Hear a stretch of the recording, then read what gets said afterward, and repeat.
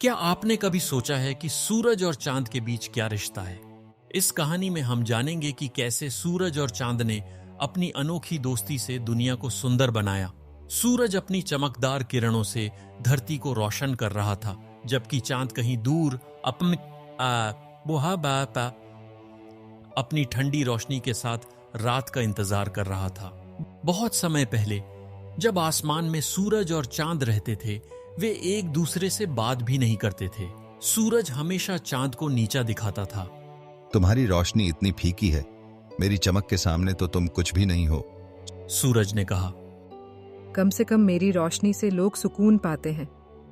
तुम्हारी रोशनी तो इतनी तेज है कि लोग परेशान हो जाते हैं। चांद ने उत्तर दिया। उनकी इस बहस से तारे, बादल और यहाँ तक कि पृथ्वी भी परेशान हो गई।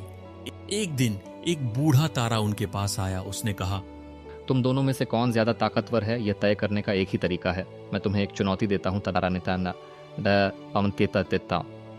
ने कहा। चांद और सूरज ने पूछा, चुनौती क्या है? तुम दोनों को अपनी ताकत से पृथ्वी के सभी जीवों को खुश करना होगा। जो यह कर पाएगा वही सबसे ताकतवर कहलाएगा। तारे ने समझाया। अगले दिन सूरज ने अपनी रोशनी बढ़ा दी। अब देखो मेरी ताकत, मैं पूरी पृथ्वी को रोशन कर दूंगा, सूरज ने गर्व से कहा। लेकिन उसकी तेज रोशनी से लोग परेशान हो गए। बच्चे खेलने नहीं जा सके, पेड़ पौधे मुरझाने लगे और पक्षी अपनी आंखें बंद करने लगे। सूरज को यह देखकर बहुत बुरा लगा। उसने कहा, शायद मैं अकेले सब कुछ नहीं कर सकता। उसने सोचा। रात होते ही चांद ने अपनी रोशनी फैलाई। अब मैं दिखाऊंगा कि मैं कितना खास हूँ। मेरी ठंडी रोशनी सबको आराम देगी। चांद ने सोचा। लेकिन उसकी रोशनी इतनी कम थी कि लोग ठीक से देख भी नहीं पाए। जंगल में जानवर रास्ता भटक गए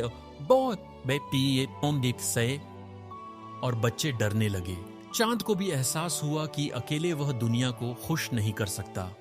अगले दिन सूरज और चांद ने अपनी गलतियों को समझा। उन्होंने कहा, अगर हम साथ मिलकर काम करें तो हम दुनिया को खुश रख सकते हैं।